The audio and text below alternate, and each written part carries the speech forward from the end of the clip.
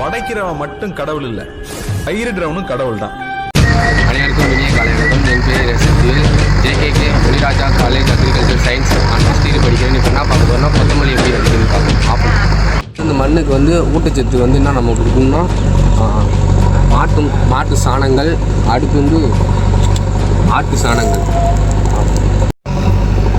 இந்த மண் ரகம் வந்து களிமண் ரகம் சேர்ந்தது.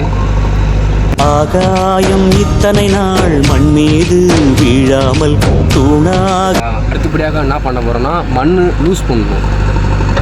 காதல்தான் ஆண்டாண்டு காலங்கள் பூலோகம் பூக்க அழகான காரணமே காதல்தான்.